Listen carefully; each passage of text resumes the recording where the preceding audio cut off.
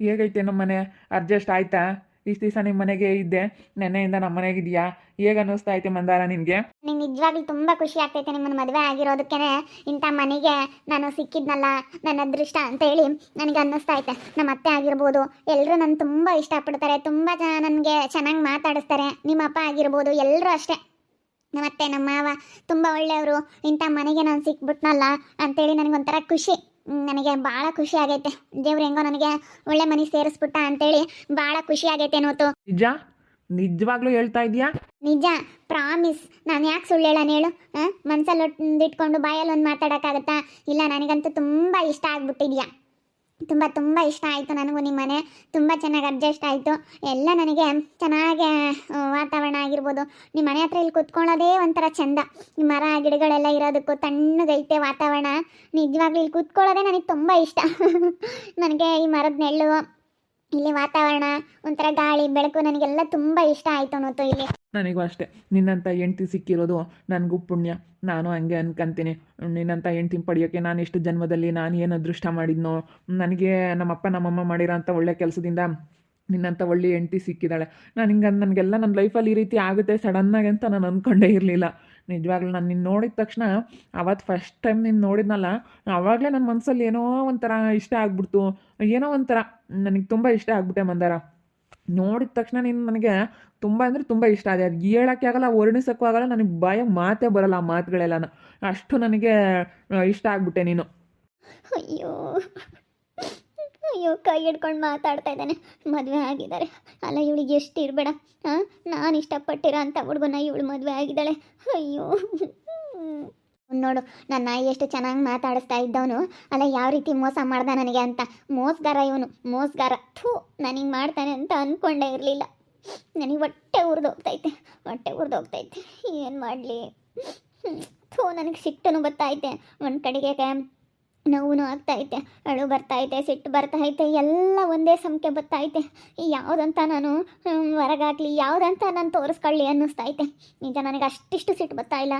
ನನ್ನ ಮಗ ಲೋಪರ್, ನನ್ನ ಮಗ ನನಗೆ ಮೋಸ ಮಾಡಿಬಿಟ್ಟ. ನನಗೆ ಮುತ್ತು ಮುತ್ತು ಮುತ್ತು ಅಂತೇಳಿ ಚೆನ್ನಾಗಿ ಮಾತಾಡಿಸ್ತಾ ಇದ್ದ. ನಾನು ಚೆನ್ನಾಗಿ ಮಾತಾಡಿಸ್ತಾನೆ, ನಾನಂತಂದರೆ ಅವನಿಗೂ ಇಷ್ಟ ಐತೆ ಅಂತ ನಾನು ಅಂದ್ಕೊಂಡಿದ್ದೀನಿ.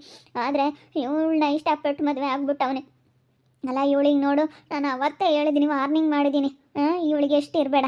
ನಾನು ಅಂದೇ ಅಂಬ್ತೀನಿ, ಇವಾಗ ಅಂಬಲ್ಲ, ಅಂಬ್ತೀನಿ ಆಮೇಲೆ. ಎಲ್ಲಾದರೂ ಆ ಕಡೆ ಬಂದಮೇಲೆ, ಇಲ್ಲಾಂದರೆ ಆ ಭೂಮಿ ಅನ್ನೋಳು ಇರ್ತಾಳೆ, ಎಲ್ಲಾದರೂ ಆ ಕಡೆ ಹಿಂಗೆ ಓಡಾಡ್ಕೊಂಡು ಹಿಂಗೆ ಬರ್ತಾರಲ್ಲ, ಅವಾಗ ಅಂದೇ ಅಂಬ್ತೀನಿ. ಬಿಡಲ್ಲ ಇವ್ರನ್ನಿಬ್ರಿಗೂ ಸರಿಯಾಗಿ ಅಂಬ್ತೀನಿ.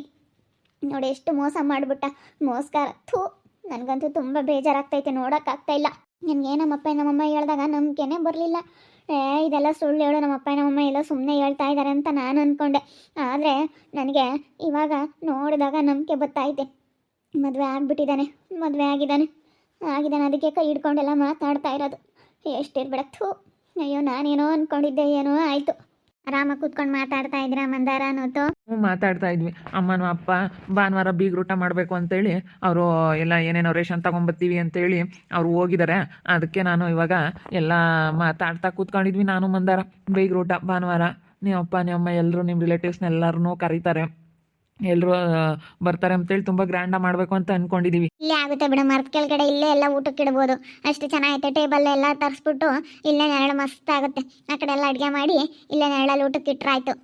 ಆಗುತ್ತೆ ಹೇಳಿ. ಚೆನ್ನಾಗೈತೆ ಇಲ್ಲೆಲ್ಲ ಜಾಗ, ಚೆನ್ನಾಗೈತೆ. ಎಲ್ಲ ಮರ ಗಿಡಗಳೆಲ್ಲ ಇರೋದ್ರಿಂದ ಏನು ತೊಂದರೆ ಇಲ್ಲ. ಊಟಕ್ಕೆ ಇಡೋದಕ್ಕೆ ಎಲ್ಲ ಚೆನ್ನಾಗೈತೆ. ನೋಡೋಕ್ಕಾಗ್ತಿಲ್ಲ ನನ್ನ ಕಣ್ಣಿಂದನ. ಥೂ, ಹಾಳಾಗೋಗ. ಇವರಿಬ್ಬರು ಚೆನ್ನಾಗಿರಬಾರ್ದು. ಅಯ್ಯೋ, ನನಗೆ ಎಷ್ಟು ಬೇಜಾರಾಗ್ತೈತೆ ಅಂದರೆ ಅಷ್ಟು ಬೇಜಾರಾಗ್ತೈತೆ. ನೋಡ್ತಾ ಇದ್ದರೆ ನನಗೆ ಎಷ್ಟು ಉರಿತೈತೆ ಅಂದರೆ ನೀವೇ ಯೋಚನೆ ಮಾಡಿ.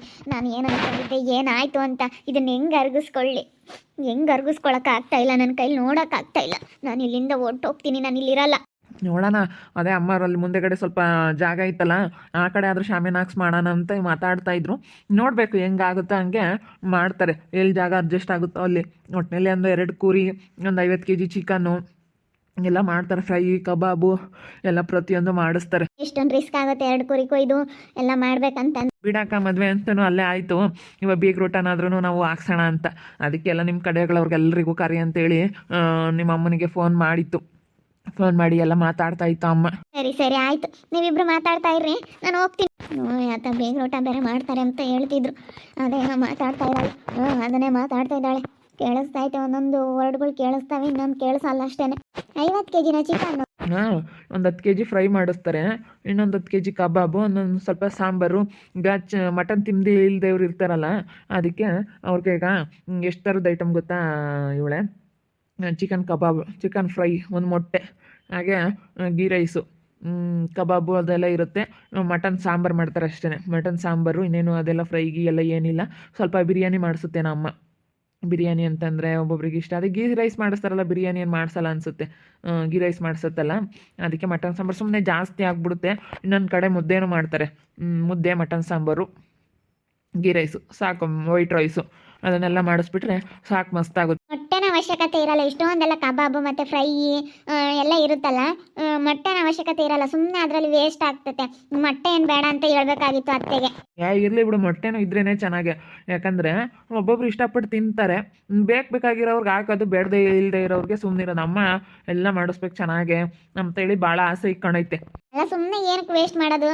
ಮಟನ್ ಸಾಂಬಾರು, ಚಿಕನ್ ಫ್ರೈ, ಕಬಾಬು ಎಲ್ಲ ಇರುತ್ತಲ್ಲ, ಅಂತಂದ್ರೆ ಮೊಟ್ಟೆ ಏನಕ್ಕೆ ಸುಮ್ಮನೆ ವೇಸ್ಟ್ ಆಗ್ತವೆ ಅಂತ. ನಮ್ಮೂರಲ್ಲಿ ಒಬ್ಬರು ಹಿಂಗೇನೆ ಏನಕ್ಕೋ ಊಟಕ್ಕೆ ಕರೆದಿದ್ರು. ಮೊಟ್ಟೆ, ಚಿಕನ್ ಫ್ರೈ, ಚಿಕನ್ ಕಬಾಬು, ಮಟನ್ ಫ್ರೈ, ಏನೇನೋ ಮಾಡಿಸಿದ್ರು, ವೆರೈಟಿ ವೆರೈಟಿ. ಅದರಲ್ಲಿ ಮೊಟ್ಟೆ ಕೊಟ್ಟಿದ್ರು, ಒಂದು ವೈಟ್ ಮೊಟ್ಟೆ ಬೇಯಿಸ್ಬಿಟ್ಟು ಮೊಟ್ಟೆ ಹಾಕಿದ್ರು. ಇಲ್ಲೋಡು ನಿಜ. ಮತ್ತು ಇದು ಮೊಟ್ಟೆ ಫ್ರೈ, ಅದರೊಳಗಡೆ ಎಲ್ಲ ಬರುತ್ತಲ್ಲ, ಅದನ್ನು ಬರುತ್ತೆ. ನಾಟಿ ಕೋಳಿಯಲ್ಲಿರೋ ಒಳಗಡೆ ಚಿಕ್ಕ ಚಿಕ್ಕ ಮೊಟ್ಟೆ ಇರ್ತಾವಲ್ಲ, ಅದನ್ನು ಫ್ರೈ ಮಾಡಿಸಿದ್ರೆ ಆಯಿತು ಸ್ವಲ್ಪ. ಅದೆಲ್ಲ ಇರುತ್ತೆ. ಇದು ವೈಟ್ ಮೊಟ್ಟೆ ಏನಾಗುತ್ತೆ, ವೇಸ್ಟ್ ಆಗುತ್ತೆ. ನಮ್ಮೂರಲ್ಲಿ ಈ ರೀತಿ ಮಾಡಿದರು, ವೆರೈಟಿ ಈ ಥರನೇ ಮಾಡಿಸಿದ್ರು ಎಲ್ಲನ. ಸುಮ್ಮನೆ ವೈಟ್ ಮೊಟ್ಟೆ ಎಲ್ಲರ ತಟ್ಟೆಲ್ಲ ಹಂಗೆ ವೇಸ್ಟ್ ಆಯಿತು. ಅದಕ್ಕೆ ವೇಸ್ಟ್ ಮಾಡೋಕ್ಕೆ ಏನಕ್ಕೆ ಸುಮ್ಮನೆ, ಅದನ್ನೇ ನೀಟಾಗಿ ಊಟ ಮಾಡ್ತಾರಲ್ಲ, ನೀಟಾಗಿ ಊಟ ಎಲ್ಲ ಚೆನ್ನಾಗಿ ಮಾಡ್ತಾರಲ್ಲ, ಯಾಕೆ ಸುಮ್ಮನೆ ವೇಸ್ಟ್ ಮಾಡಬೇಕು ಅನ್ನೋದೊಂದು ಕಾರಣಕ್ಕೋಸ್ಕರ ನಾನು ಈ ರೀತಿ ಹೇಳ್ತಾ ಇದ್ದೀನಿ ಅಷ್ಟೇ. ಸರಿ ಆಯ್ತು ಹೇಳು, ಅಮ್ಮ ಅಂತ ಮಾತಾಡೋಣ, ಅಮ್ಮನ ಹತ್ರ ಮಾತಾಡಿ ಹೇಳೋಕ್ಕಾಗುತ್ತೆ ಬೇಡ ಅಂತೇಳಿ. ಅದು ಸರಿನೇ, ಅಂದರೆ ಮೊಟ್ಟೆಯಲ್ಲಿ ಇರೋದು ಸ್ವಲ್ಪ ಮೊಟ್ಟೆ ಬೇರೆ ಬರುತ್ತೆ, ಅದನ್ನು ಫ್ರೈ ಮಾಡಿಸ್ಬೋದು. ಅದನ್ನು ಸ್ವಲ್ಪ ಕಾಯಿ ತುರಿ ಎಲ್ಲ ಹಾಕಿ ಅದನ್ನು ಸ್ವಲ್ಪ ಫ್ರೈ ಮಾಡ್ತಾರೆ. ಮತ್ತು ಅದು ಪೈಪು ಎಲ್ಲ ಬೋಟಿ ಫ್ರೈ ಎಲ್ಲ ಆಗುತ್ತೆ, ಬೋಟಿ ಬೇರೆ ಬರುತ್ತೆ. ಎಷ್ಟು ಥರದ್ದಾಗುತ್ತೆ ಅಂದರೆ ವೈಟ್ ಮೊಟ್ಟೆ ಕ್ಯಾನ್ಸಲ್ ಮಾಡೋದೇ ಒಳ್ಳೆಯದು. ವೈಟ್ ಮೊಟ್ಟೆ ಕ್ಯಾನ್ಸಲ್ ಮಾಡಿಬಿಡೋಣ. ನೋಡೋಕ್ಕಾಗ್ತಿಲ್ಲ, ನನ್ನ ಕಣ್ಣಿಂದನ ನೋಡೋಕ್ಕಾಗ್ತಿಲ್ಲ, ನೋಡೋಕ್ಕಾಗ್ತಾ ಇಲ್ಲ. ಕ್ಯಾನ್ಸಲ್ ಮಾಡಿಸ್ಬಿಡ್ರಿ, ಸುಮ್ಮನೆ ಏನಕ್ಕೆ ಅನವಶ್ಯಕವಾಗಿ ಸುಮ್ಮನೆ ವೇಸ್ಟ್ ಮಾಡಿದ್ರೆ ಏನು ಬರಂಗೈತೆ? ಸುಮ್ಮನೆ ವೇಸ್ಟ್ ಹಾಕಿದ್ರೆ ನೀಟಾಗಿ ಮುಗಿಬೇಕು. ಸುಮ್ಮನೆ ತೆಗ್ದು ಬಿಸಾಕಕ್ಕೆ ಏನಕ್ಕೆ? ಅದೇ ಒಂದು ಮೊಟ್ಟೆ ತೊಗೊಂಡೋಗಿ ಯಾವುದಾದ್ರೂ ಒಂದು ಅನಾಥಾಶ್ರಮಕ್ಕೋ ವೃದ್ಧಾಶ್ರಮಕ್ಕೋ ತೊಗೊಂಡೋಗಿ ಕೊಟ್ಟರೆ ಅವರಾದರೂ ತಿಂತಾರೆ. ಸುಮ್ಮನೆ ಮಾಡಿ ವೇಸ್ಟ್ ಮಾಡೋದಕ್ಕಿಂತ ನನಗೆ ಈ ರೀತಿ ವೇಸ್ಟ್ ಮಾಡೋದಂತಂದರೆ ಇಷ್ಟನೇ ಆಗಲ್ಲ. ಬಾಳೆ ಎಲೆಯಲ್ಲಾಗಿರ್ಬೋದು, ಊಟದ ತಟ್ಟೆಲಾಗಿರ್ಬೋದು, ನೀಟಾಗಿ ಯಾವುದೇ ಆಗಲಿ ನೀಟಾಗಿ ಖಾಲಿ ಆಗಬೇಕು. ಸ್ವಲ್ಪನೂ ನಮಗೆ ವೇಸ್ಟ್ ಆಗಬಾರ್ದು. ಸುಮ್ಮನೆ ಈಗ ಅನ್ನ ಆಗಿರ್ಬೋದು, ಸುಮ್ಮನೆ ನಾವು ವೇಸ್ಟ್ ಮಾಡಿದ್ರೆ ಸುಮ್ಮನೆ ಅದು ಅನವಶ್ಯಕವಾಗಿ ಖರ್ಚಾಗುತ್ತೆ, ವೇಸ್ಟ್ ಆಗುತ್ತೆ. ಅದು ಎಷ್ಟು ಕಷ್ಟ, ಒಂದು ನಾವು ವೇಸ್ಟ್ ಮಾಡಿಬಿಡ್ತೀವಿ ಅನ್ನನ, ಆದರೆ ಅದ್ರ ಹಿಂದೆ ರೈತರದ್ದು ಎಷ್ಟು ಕಷ್ಟ ಇರುತ್ತೆ ಅಂತ ಯೋಚನೆ ಮಾಡಬೇಕು. ಅದಕ್ಕೇ ರೈಸೇ ಆಗಲಿ ಕಡಿಮೆ ಮಾಡಿಸ್ರಿ ಅಂತ ಹೇಳ್ಬೇಕು ಅಮ್ಮನಿಗೂ ಎಲ್ಲನೂ. ಈಗ ಸುಮ್ಮನೆ ವೇಸ್ಟ್ ಆಗುತ್ತೆ ಜಾಸ್ತಿನ, ಅದಕ್ಕೋಸ್ಕರ. ಸರಿ ಆಯಿತು ಮಂದಾರ, ಹೇಳ್ತೀನಿ, ಅಮ್ಮನ ಹತ್ರ ಮಾತಾಡ್ತೀನಿ, ಫೋನ್ ಮಾಡಿ ಮಾತಾಡಿ ವೈಟ್ ಮೊಟ್ಟೆ ಬೇಡ ಕ್ಯಾನ್ಸಲ್ ಮಾಡಿಬಿಡಿ, ಜಾಸ್ತಿ ಆಗುತ್ತೆ, ಜಾಸ್ತಿ ಆದರೆ ಸುಮ್ಮನೆ ವೇಸ್ಟ್ ಆಗುತ್ತೆ ಅಂತ ಹೇಳ್ತೀನಿ. ಅಂದರೆ ಅದು ಸರಿನೇ ನೀನು ಹೇಳ್ತಾ ಇರೋ, ಸುಮ್ಮನೆ ಏನಕ್ಕೆ ಮಾಡಿಬಿಟ್ಟು ಅದನ್ನೆಲ್ಲ ವೇಸ್ಟ್ ಮಾಡಬೇಕು? ವೇಸ್ಟ್ ಮಾಡೋದಕ್ಕಿಂತ ಸುಮ್ಮನೆ ಇರೋದು ಬೆಸ್ಟು. ಅದೆಲ್ಲನ ಏನೋ ನಮಗೆ ಬೇಕೇ ಬೇಕಪ್ಪ ಅನ್ನೋದನ್ನ ಬೇಕಾದರೆ ಮಾಡೋಣ, ಆದರೆ ಬೇಡದೇ ಇಲ್ದವದ್ದೆಲ್ಲನ ನಾವು ವೇಸ್ಟ್ ಮಾಡಬಾರ್ದು ಯಾವತ್ತೂ. ಅದು ಸರಿನೇ, ನಿನ್ನ ಥರನೇ ಯೋಚನೆ ಮಾಡಬೇಕು. ನಿನ್ನ ಥರ ಯೋಚನೆ ಮಾಡಿದ್ರೆ ನಾವು 4 ಕಾಸು ದುಡ್ಡಾದರೂ ಕೂಡಿಕ್ಬೋದು. ಅಲ್ಲ, ದುಡ್ಡಿನ ಪ್ರಶ್ನೆ ಅಲ್ಲ, ಈಗ ದುಡ್ಡಿಂದೂ ಬರುತ್ತೆ. ಯಾಕಂದರೆ ಈಗ ಎಷ್ಟು ಕಷ್ಟ ದುಡ್ಡು ದುಡಿಯೋದು. ಇವಾಗ ಅನವಶ್ಯಕವಾಗಿ ಖರ್ಚು ಮಾಡಿಬಿಟ್ರೆ ಸುಮ್ಮನೆ ಖರ್ಚಾಗ್ಬಿಡುತ್ತೆ. ಮಟ್ಟೆಗೆ ಎಷ್ಟೊಂದು ದುಡ್ಡು ಆಗುತ್ತೆ, ಅದನ್ನು ಬೇಯಿಸ್ಬೇಕು ಸುಮ್ಮನೆ, ಅದೆಲ್ಲ ಸುಮ್ಮನೆ ಖರ್ಚು. ಅದಕ್ಕೇನೆ ಮೊಟ್ಟೆ ಎಲ್ಲ ತೊಗೊಂಬರೋದು, ಅದೆಲ್ಲ ಬೇಯಿಸೋದು, ಯಾಕೆ ಅದೆಲ್ಲ ರಿಸ್ಕು? ಬೇಡ, ಏನು ಅವಶ್ಯಕತೆ ಐತೆ ಅದನ್ನು ಮಾಡೋಣ, ಇನ್ಮೇಲೆ ಬೇಡ ಅಂತ ಹೇಳ್ಬಿಡೋಣ ಅಷ್ಟೇ. ಅದಂತೂ ಈ ಮನೆಗೆ ಬಂದಾಗಿಂದ ತುಂಬ ಖುಷಿ ಆಗ್ತೈತೆ. ತುಂಬ ಒಂಥರ ನಾನು ಈ ಮನೆಗೆ ಬಂದಿರೋದಕ್ಕೆ ನನಗೂ ಏನೋ ಒಂಥರ ತುಂಬ ಅಂದರೆ ತುಂಬ ಖುಷಿ. ಇಂಥ ಮನೆಗೆ ನಾನು ಸೊಸೆಯಾಗಿ ಬಂದಲ್ಲ ಅಂತೇಳಿ ನನಗೂ ಇವಾಗ ಮನಸ್ಸಲ್ಲಿ ಏನೋ ಒಂಥರ ಸಮಾಧಾನ, ಖುಷಿ. ಇವಾಗ ಬೀಗ್ರೂಟ ಇದೆ ಭಾನುವಾರ ನಮ್ಮದು, ಇವ್ರ ಮನೆ ಕಡೆಯಿಂದ ಬೀಗ್ರೂಟ ಮಾಡಿಸ್ತಾ ಇದ್ದಾರೆ. ಮದುವೆನೂ ನಮ್ಮೂರಲ್ಲೇ ಮಾಡಿದ್ರಲ್ಲ, ಅದಕ್ಕೆ ಇವರು ಬೀಗ್ರೂಟ ಮಾಡಿಸ್ತಾ ಇದ್ದಾರೆ. ಅದಕ್ಕೆ ನಾವೇನೇನು ಮಾಡಿಸ್ಬೇಕು ಏನು ಅಂತೇಳಿ ಹಿಂಗೆ ಸುಮ್ಮನೆ ಮಾತಾಡ್ತಾ ಕೂತ್ಕೊಂಡಿದ್ವಿ ನಾನು ನೋತು. ನೋಡ್ತಾ ಇರಿ, ನೀನೇನು ಆಗ್ಬೋದು ಅಂತ ಮುಂದಿನ ಭಾಗದಲ್ಲಿ ನೋಡ್ತಾ ಇರಿ. ಹಾಗೆ ವಿಡಿಯೋ ಬಗ್ಗೆ ನಿಮ್ಮ ಒಪಿನಿಯನ್ನ ಕಮೆಂಟ್ ಮಾಡಿ. ಹಾಗೆ ವಿಡಿಯೋ ಎಷ್ಟಾಗಿದ್ರೆ ಲೈಕ್ ಮಾಡಿ, ಶೇರ್ ಮಾಡಿ. ಇನ್ನು ಯಾರು ನಮ್ಮ ಚಾನಲ್ ಸಬ್ಸ್ಕ್ರೈಬ್ ಮಾಡ್ಕೊಂಡಿಲ್ಲ, ತಪ್ಪದೆ ಕೂಡಲೇ ಸಬ್ಸ್ಕ್ರೈಬ್ ಮಾಡ್ಕೊಳ್ಳಿ. ಓಕೆ ವೀಕ್ಷಕರೇ, ಧನ್ಯವಾದಗಳು.